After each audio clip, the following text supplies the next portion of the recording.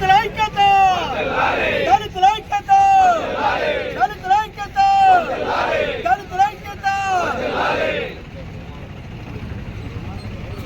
జై మాలా జై మాలా జై మాలా జై మాలా జై మాలా జై మాలా జై మాలా జై మాలా జై మాలా జై మాలా జై మాలా జై మాలా జై మాలా జై మాలా జై మాలా జై మాలా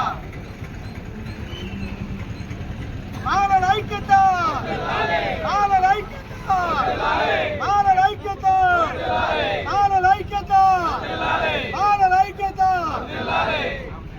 ఖండించండి కేంద్ర ప్రభుత్వం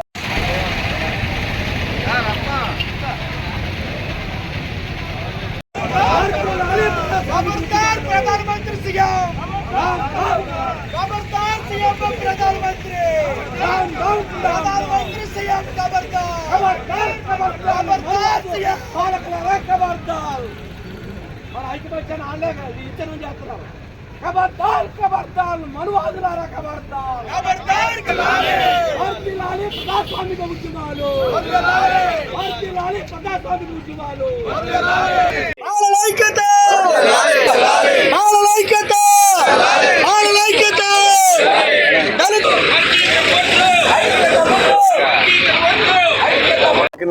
సుప్రీంకోర్టున ఇచ్చిన తీర్పు మాకు సమ్మతం కాదు.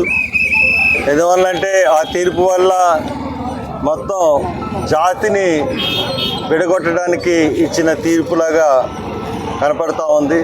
ఎందువల్లంటే ఆ తీర్పు వల్ల మా మధ్య విఘాదాన్ని సృష్టించి వాళ్ళని ఓట్ బ్యాంక్ చేసుకోవాలన్న ఒక కుత్సితపు కుట్ర కనపడతా ఉంది. ఎందువల్లంటే సుప్రీంకోర్టు తీర్పులన్నీ కూడా రాజ్యాంగ పరిధికి లోబడే ఉండాలి. అటువంటి రాజ్యాంగ పరిధిని అధిగమించి ఈ రోజున ఆ సుప్రీంకోర్టు తీర్పు ఇచ్చింది. రాజ్యాంగంలోని 341వ అధికరణ ప్రకారం షెడ్యూల్ కులాన్ని విభజించడానికి లేదు. అటువంటి 341ని సర్పాస్ చేసి వాళ్ళు 16A అన్న ఆర్టికల్ని, సమానత్వం అన్న ఆర్టికల్ని తీసుకుని వాళ్ళు విభజించినట్టుగా చెప్తా ఉన్నారు. అది ఖచ్చితంగా తప్పు. కాబట్టి సుప్రీంకోర్టు తన తీర్పుని వెనక్కి తీసుకోవాలని చెప్పి మా ఈ ఆందోళన మాకు కొనసాగుతుంది.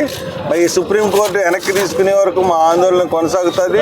పైగా ఇది దేశవ్యాప్తంగా జరుగుతున్న బంద్. ఇది ఒక ఆంధ్ర రాష్ట్రానికో మాల సంఘాలు ఇచ్చిన బంద్ కాదు. ఇది అన్ని కులాలు కలిసి దేశవ్యాప్తంగా మాలా మాదిగులు అందరూ కలిపి ఐక్య సమాచరణ సంఘటన అన్న సంస్థ బంద్ ఇచ్చింది. కాబట్టి ఆ బంద్ ఏంటంటే ఎస్సీ రిజర్వేషన్స్లో ఎట్టి పరిస్థితుల్లోనూ ఇతరుల జోక్యం, ముఖ్యంగా కేంద్ర రాష్ట్ర ప్రభుత్వాల జోక్యం ఉండకూడదు. రాజ్యాంగంలో ఎలాగున్నాయో అలాగే ఉండాలన్న ఉద్దేశంతో ఈ తీర్పు ఉండాలి తప్పితే ఒక రాష్ట్రాలకి అధికారం ఇవ్వడం అన్నది తప్పు కాదు. ఒకవేళ అలాగే ఇవ్వాలనుకుంటే రాజ్యాంగ సవరణ చేయండి. రాజ్యాంగ సవరణ చేయాలంటే 2/3 మెజారిటీ కావాలి.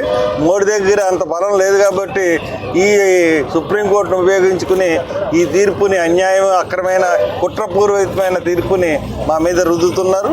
దీన్ని మేము పూర్తిగా ఖండిస్తున్నాం. ఈ తీర్పు వెనక్కి తీసుకునేంత వరకు కూడా ఈ ఉద్యమం కొనసాగుతుంది. ఈరోజు భారతదేశ వ్యాప్తంగా ఇటీవల వచ్చిన సుప్రీంకోర్టు తీర్పు వ్యతిరేకంగా భారత్ బంద్ పిలిపించారు. దానిలో భాగంగా రాజమండ్రిలో అన్ని సంఘాలు, ప్రజాస్వామికవాదులు ఇక్కడ బంద్ను పాటిస్తున్నాం. అయితే ఈ భారతదేశంలో బీజేపీ ప్రభుత్వం అధికారంలోకి వచ్చినప్పటి నుండి సుప్రీంకోర్టులను కూడా, ఎలక్షన్ కమిషన్ కూడా, అన్ని ఆర్గనైజేషన్స్ని కూడా గుప్పిట్లో పెట్టుకుని వాళ్ళు నచ్చినట్టు తీర్పులు ఇప్పిస్తున్నాయి.